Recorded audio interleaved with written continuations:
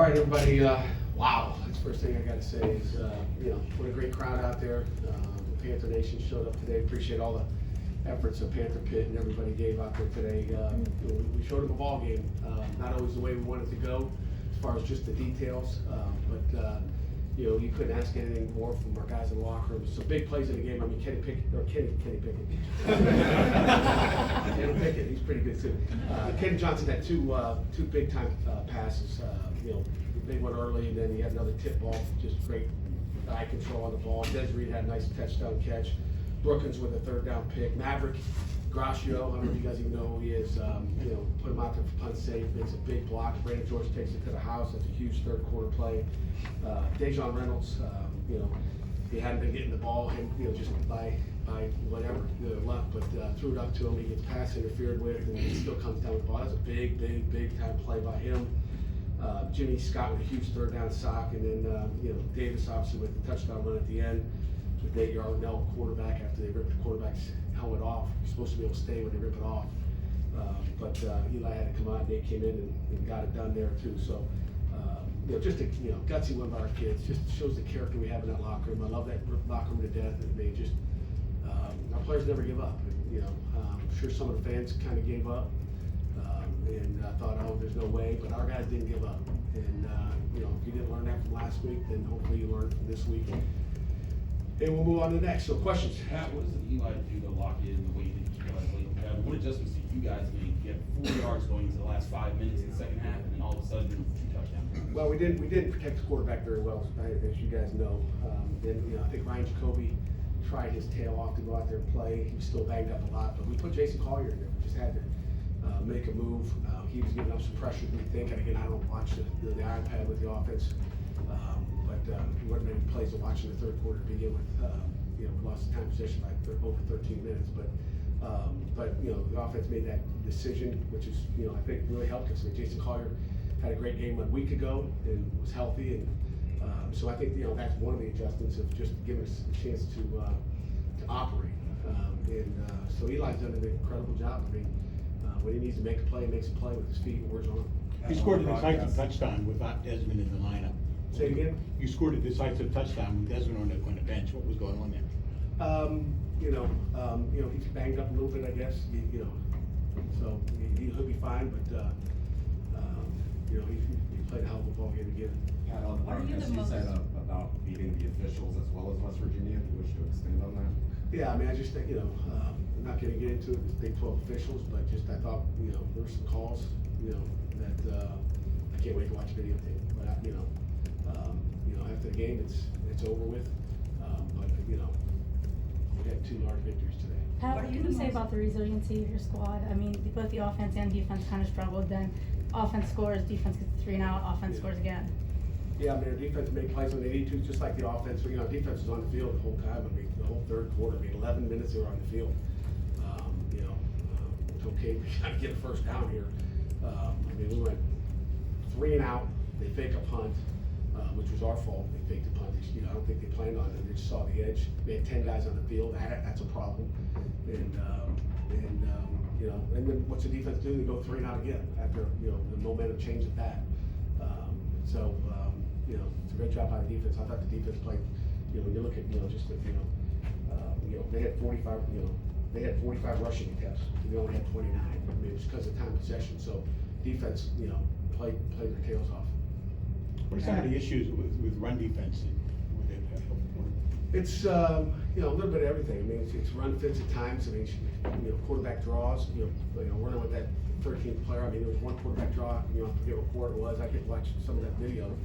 And we got a backer who blitzes the wrong gap, and he runs up the middle for like 23 yards. It's like just those details. It's 60 minutes of focus and details, and it's going to happen again. Let's not kill ourselves. Everybody does it, but I don't want to do it at all.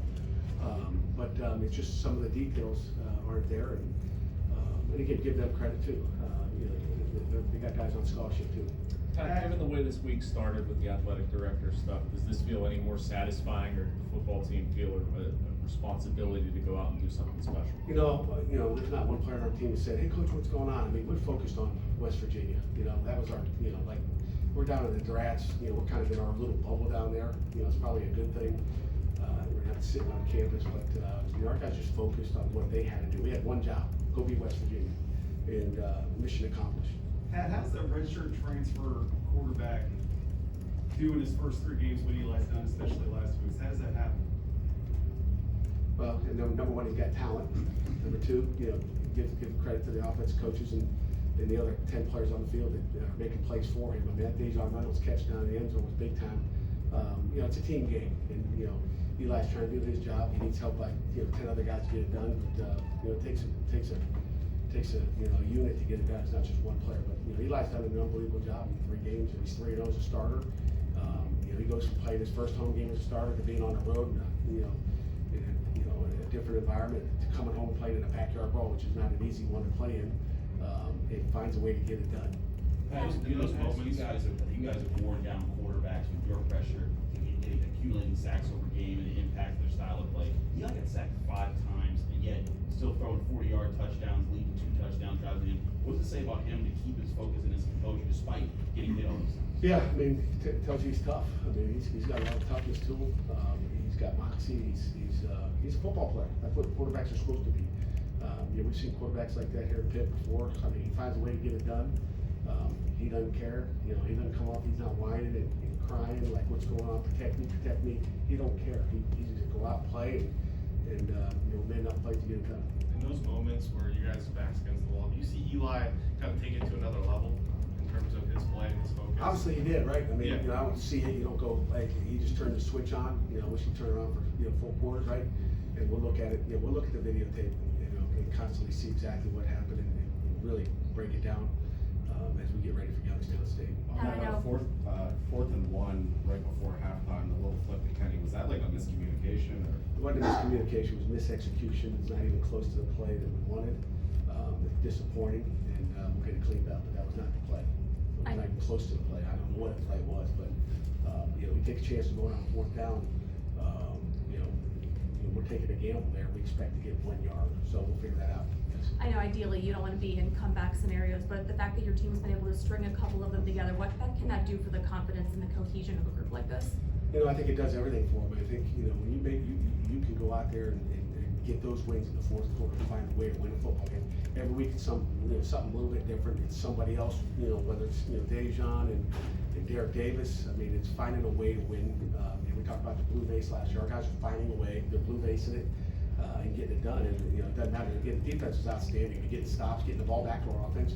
You think about how important it was to get them, get the ball with 2:07. We got, the punt. Also get the 2-minute timeout or 2-minute warning there, or whatever you want to call it. It was a great stop, getting off the field. Stopping the run when we had to stop the run. Pat, what was the thought process behind calling the timeout with 2 minutes and 9 seconds left with the 2-minute warning there? Because we knew we were going to get another, just because we knew we were going to get another timeout after that. So it's like, back to back. So it's strategic, CAI, it's analytics. We did it the right way. How important is it to have this type of rivalry game on your schedule? Is this something you want to continue? Yeah, we want to continue this. It's a brawl. It's good for the fans. It's good for our football team. We love it. We love winning it. And 2-1 in the backyard brawl, and waiting on the next. We'll do final one. What are you the most proud of this team? Most proud of this team, finding a way to get it done. I mean, they stick together. I mean, that's the most important thing is they stick together and they finish together. I was a happy locker room in there after the ball game. And again, it's just, each play, each play, each game, there's different guys making plays. We spread it around. When Desmond Reed's not in the game with Derek Davis, he had some great pass pro and that drive as well.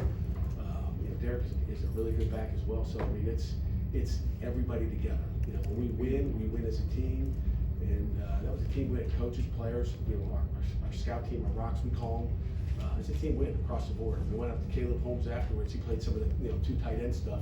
He did an outstanding job of being a scout tight end, just to give us some more beef behind him for number 81. So he's number 81 on me. All those guys. I mean, it's a team. It just takes so much to get a win like that and prepare during the week on Tuesday, Wednesday, and Thursday. So. Thanks, Coach. Okay. Thank you guys. Have a great weekend. Enjoy the win.